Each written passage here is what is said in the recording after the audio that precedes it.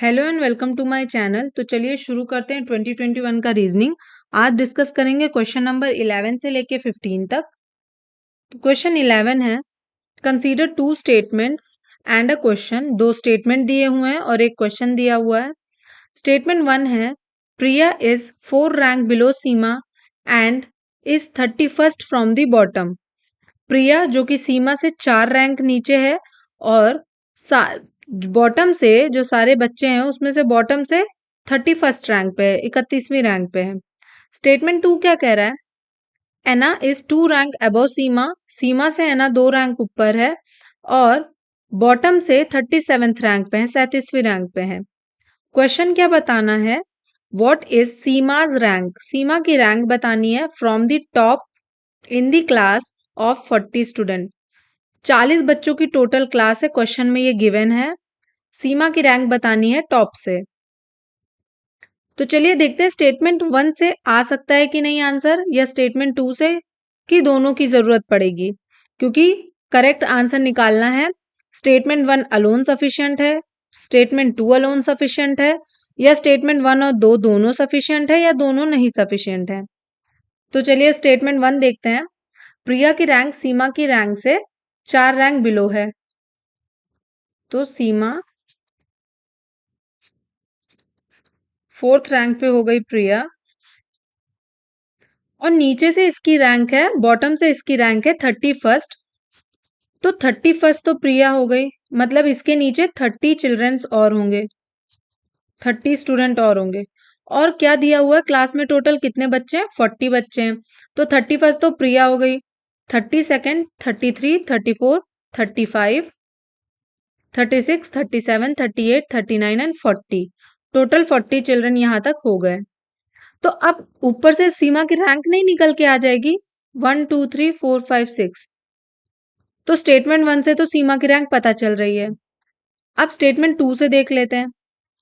Statement 2 में क्या कहा है कि एना इज 2 रैंक अबव सीमा। सीमा से 2 रैंक ऊपर एना है, मतलब यहाँ पे एना है, और बॉटम से 37th है। तो देख लेते हैं 37th है कि नहीं।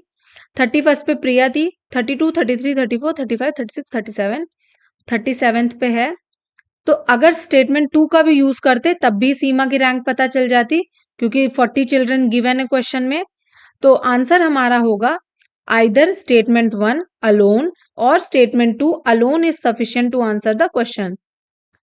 या तो स्टेटमेंट 1 से भी इसका आंसर निकाला जा सकता था, या तो स्टेटमेंट 2 से भी निकाला जा सकता था।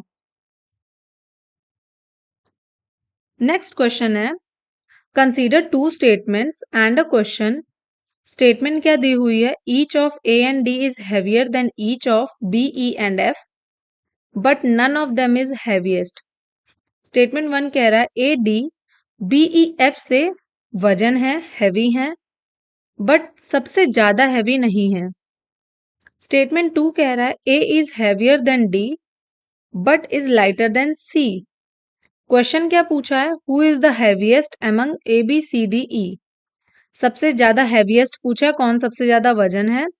तो चलिए देखते हैं स्टेटमेंट 1 से कुछ पता चलता है कि नहीं, या दोनों स्टेटमेंट लगेंगे इस आंसर को निकालने में। A and D both are heavier than B, E and F.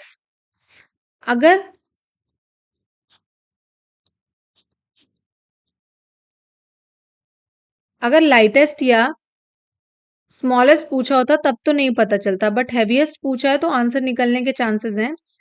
First से तो नहीं पता चल रहा है कि कौन सबसे ज्यादा हैवी है, क्योंकि कह रहा है कि इन दोनों में कोई भी हैवीएस्ट नहीं है। स्टेटमेंट 2 जोड़ते हैं, A is heavier than D. A D से हैवियर है बट लाइटर देन सी, यानी सी सबसे हैवीएस्ट होगा, क्योंकि यहाँ पे बी ई और एफ है, इनसे हैवी कोई है नहीं। स्टेटमेंट 1 कह रहा है सी सबसे हैवी है।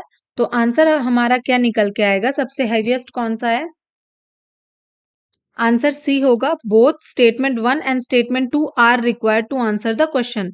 सिर्फ स्टेटमेंट 1 से तो नहीं पता चल रहा था, दोनों स्टेटमेंट को जब यूज किया तब हमारा आंसर आया। तो ऑप्शन क्या होगा, सी। क्वेश्चन नंबर 13 है, in English alphabet the first 4 letters are written in opposite order and the next four letters are written in opposite order and so on. And at the end, Y and Z are interchanged with will be fourth letter to the right of 13th letter. अब question क्या कह रहा है, English alphabet लिखे हुए हैं, अब चार लेटर अपने ऑपोजिट लेटर्स में लिखे जाते हैं। जैसे ए बी सी डी है तो इसका ऑपोजिट लेटर क्या होगा, डी सी बी ए। इसी तरह E F G H G F E, I J K L K J I, M N O P P O N M, Q R S T S R Q, U V W X W V U and Y Z को Z Y. उनके opposite में लिखना है। उसके बाद Y Z को आपस में इंटरचेंज कर देना है। क्वेश्चन क्या पूछा है, which will be the fourth letter to the right of the 13th letter. 13th letter के राइट से चौथा लेटर कौन सा होगा, तो 1 2 3 4 4 8 4 12 13th लेटर के, अब 13th लेटर का लेफ्ट ये है एंड राइट ये है, तो राइट से फोर्थ पूछा तो 1 2 3 फोर्थ है टी लेटर, तो आंसर होगा option B T correct. Question number 14 है, consider two statement and a question. Statement given है the last day of month is Wednesday. Statement 2 है third Saturday of the month was the 17th day. Question क्या पूछा है, what day is 14th of given month. किसी महीने का 14वें दिन कौन सा डे होगा, संडे मंडे ट्यूसडे क्या होगा, ये क्वेश्चन पूछ रहा है। तो चलिए देखते हैं स्टेटमेंट 1 से क्या निकल के आ पाएगा। लिखा है last day of the month, तो मंथ कोई स्पेसिफिक तो दिया नहीं हुआ, तो मंथ तो कोई स्पेसिफिक दिया नहीं हुआ, तो मंथ 31 का भी हो सकता है, 30 डेज का भी होता है, 28 डेज भी हो सकता है और 29 डेज भी हो सकता है इफ लीप ईयर है। तो पॉसिबिलिटीज तो इन चारों के बन सकती हैं। अगर लास्ट डे वेंसडे है तो इसमें 14 डे कुछ और आएगा, इसका आंसर कुछ और होगा, इसका कुछ और, मतलब सबके आंसर्स अलग आएंगे, तो एक स्पेसिफिक 14 डे को कौन सा डे होगा नहीं पता चलेगा। तो स्टेटमेंट 1 तो कैंसिल आउट।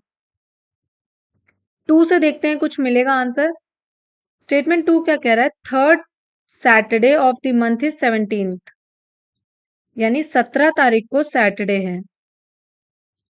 अब मैं थर्ड से नहीं, मतलब 17 तारीख को सैटरडे है, तो 16 को रहा होगा फ्राइडे, 15 को रहा होगा थर्सडे और 14th को रहा होगा वेंसडे। तो आंसर निकल के आया वेंसडे। और क्वेश्चन पूछा क्या था, what day is 14th of given month, जो महीना दिया है उसका 14th कौन सा डे होगा, तो वो निकल के आएगा वेंसडे। तो आंसर सही होगा option B, statement 2 alone is sufficient to answer the question. Next question है, consider 2 statement and 4 conclusion. Given below, you have to take the statements to be true even if they seems to be at variance from the commonly known facts. Read all conclusion, then decide which of the given conclusions logically follows from the statements disregarding the commonly known facts. दो statement given है और उसके 4 conclusion दिए, निष्कर्ष दिए हुए हैं। हमें जितने भी फैक्ट पता है उसको नेग्लेक्ट करते हुए जो यहाँ पे दिया उसी को सच मानना है। स्टेटमेंट 1 कह रहा है some greens are blues, statement 2 कह रहा है सम ब्लूज आर ब्लैक, कुछ हरे नीले हैं, कुछ नीले काले हैं। अब इनके कंक्लूजन क्या निकल के आए हैं, सम ग्रीन्स आर ब्लैक, कुछ हरे काले हैं, नो ग्रीन्स इज ब्लैक, कोई हरा काला नहीं है, ऑल ग्रीन्स आर ब्लैक्स, सारे हरे काले हैं। कंक्लूजन 4 है ऑल ब्लैक्स आर ग्रीन, सब काले हरे हैं। तो चलिए स्टेटमेंट देखते हैं, इसको वेन डायग्राम में सॉल्व करेंगे। सम ग्रीन्स आर ब्लूज ये जो बीच वाला सेक्शन हो गया ये कॉमन होगा, कुछ ग्रीन ब्लू है। स्टेटमेंट 2 कह रहा है some blues are black, some blues are black. तो ये जो सेकंड स्टेटमेंट है इसके दो डायग्राम हो सकते हैं, पहला तो ये हो गया, दूसरा स्टेटमेंट 1 कह रहा है कुछ ग्रीन ब्लू है तो कुछ ब्लू ब्लैक है, तो ब्लू तो यहां भी है तो कुछ ब्लू ब्लैक ऐसे भी बन सकता है।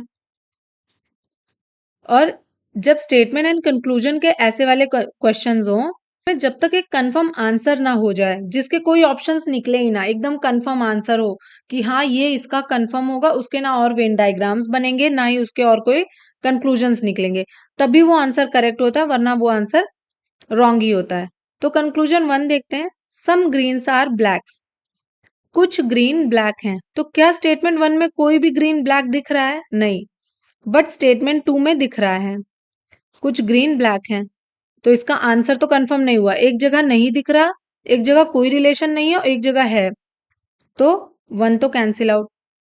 नो ग्रीन इज ब्लैक, यहां पे तो कोई 1, पहला डायग्राम देखेंगे यहां पे तो कोई ग्रीन ब्लैक नहीं है, बट सेकंड डायग्राम में ग्रीन ब्लैक है, cancel out.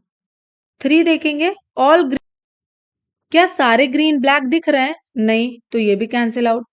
All blacks are green, कहीं भी सारे के सारे ब्लैक ग्रीन है? नहीं है, तो ये भी कैंसिल आउट। तो ऑप्शन क्या सही होगा हमारा? डी, नाइदर 1 2 3 4, कोई कंक्लूजन नहीं सही होगा।